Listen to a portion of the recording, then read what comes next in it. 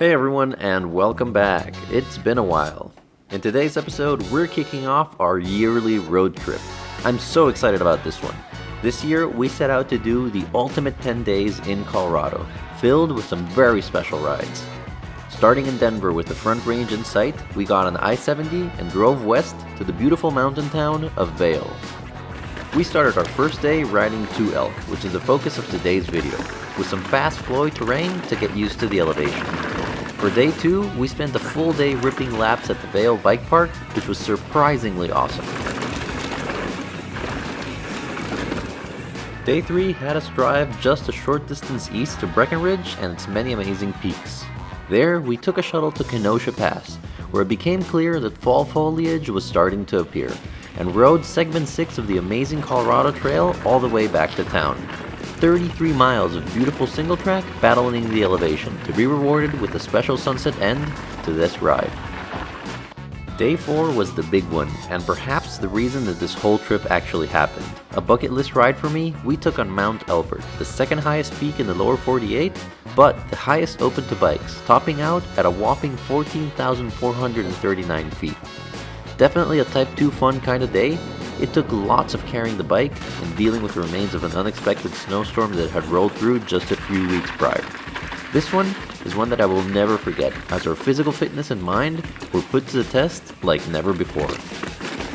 Our next destination was the tiny yet worldly famous town of Salida. Day 5 was supposed to be a chill ride at Canyon Creek, but it was a bit more than we expected. The sun is breaking through the clouds. Looks better. This is an unexpected surprise. Being pelted by hail as we reached the peak made the descent down the other side just that much sweeter, to earn itself a spot as some of my favorite single track ever. By day 6, we needed a shorter day, so we took on Fooses Creek to drop off of the Monarch Crest. Relatively short but super steep, this one is littered with variety, from rocky up and down to all-out speed.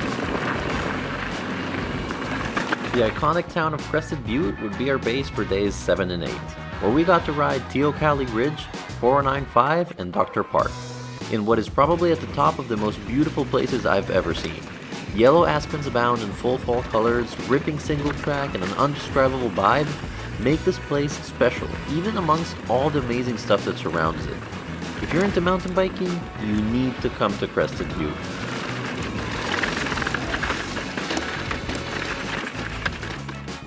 Yeah, I know it's cheating, but it's so close that a drive to Moab, Utah can still count as part of a Colorado road trip, right?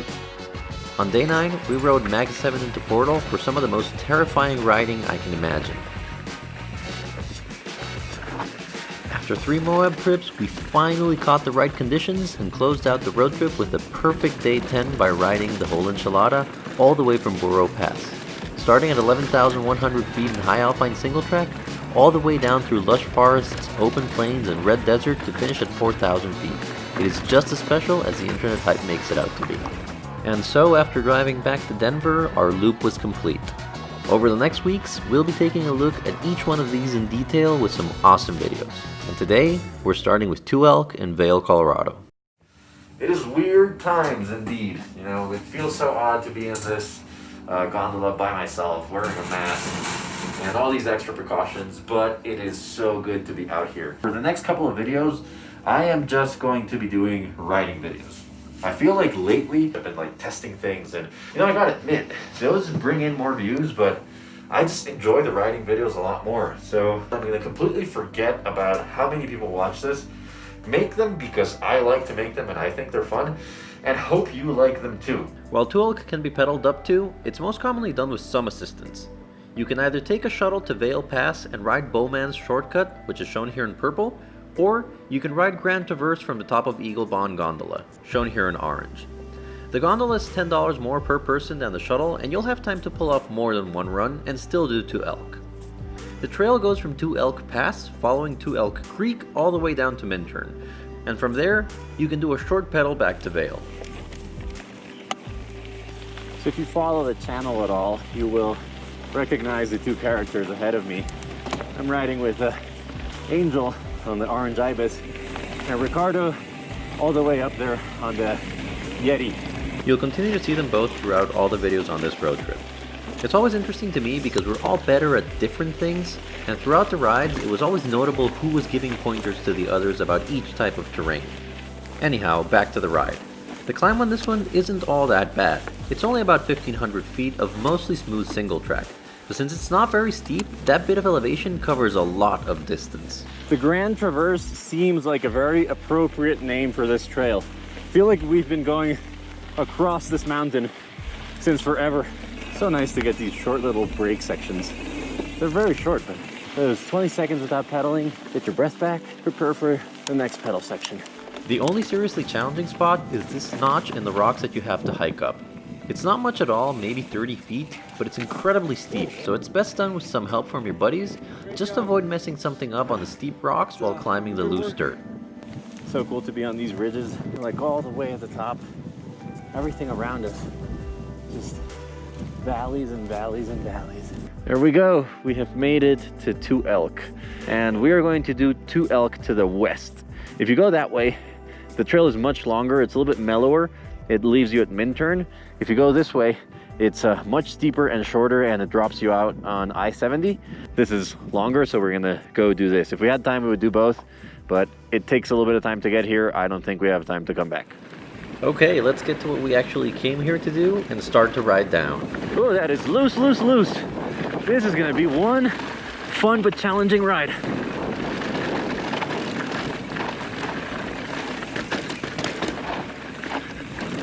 The theme for the top section is high speed, flat turns, and braking bumps. Well, that plus the amazing views, obviously.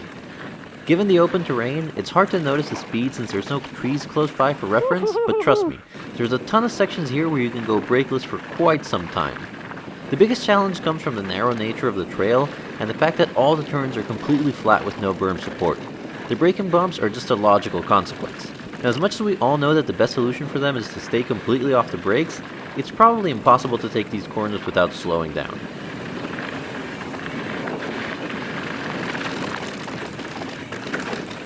I haven't been here in summer, but by the type of grass, it looks like it probably grows quite a bit in its peak.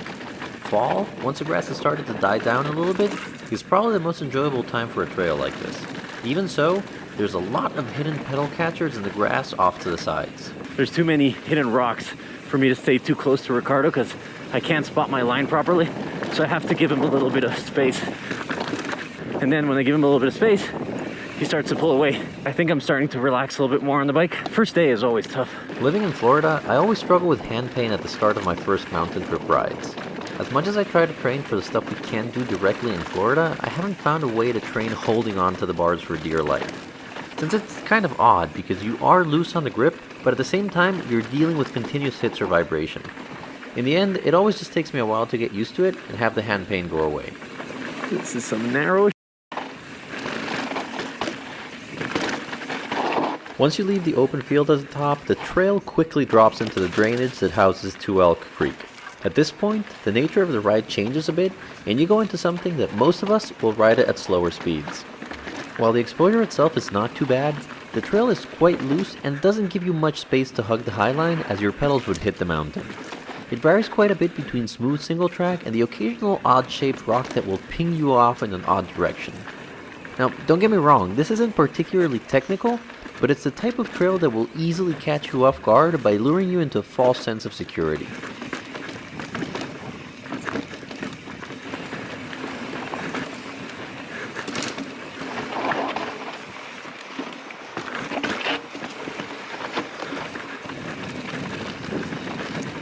As you continue to follow the edge of the creek, the trail will meander closer and further from it, jumping in and out of the forest. At this time of year, an absolute treat, as the yellow was definitely visible and beautifully enchanting. Just make sure not to look at those trees too much, since you really don't want to clip one at this speed. As with most creek trails, there's a tiny bit of up and down nature to the trail as you get to the lower elevations, but you never really feel like it's a bummer to pedal. I mean, yeah, you may want to throw a crank or two to keep your speed up, but you'll never feel like it's taking your flow away.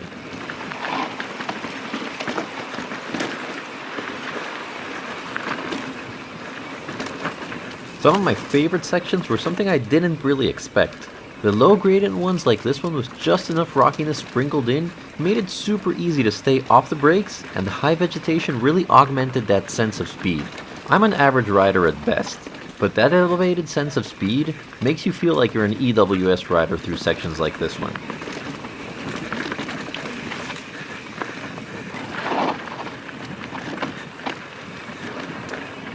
Reviewing this footage, I noticed that my brake bias was off for this ride. I kept overdoing the rear brake, getting to the point of losing traction.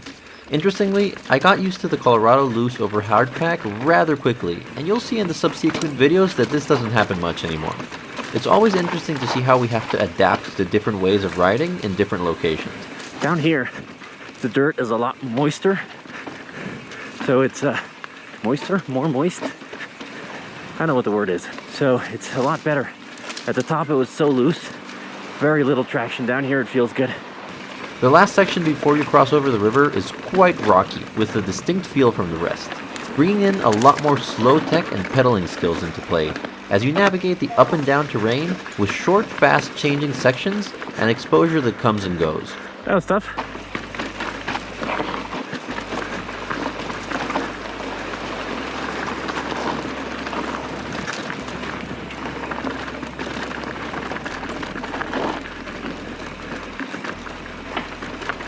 This really off-camera section was eroding towards the river, and it will surely get your blood pumping. It's one of those where if you go over, it's all good, but you don't want to hesitate and go too slow.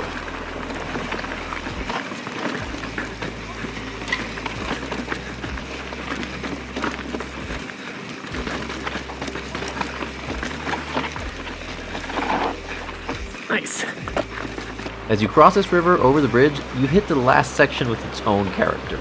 As you pull away from the river, there is some technicality, but with much lower consequence, and it lends itself a lot more speed.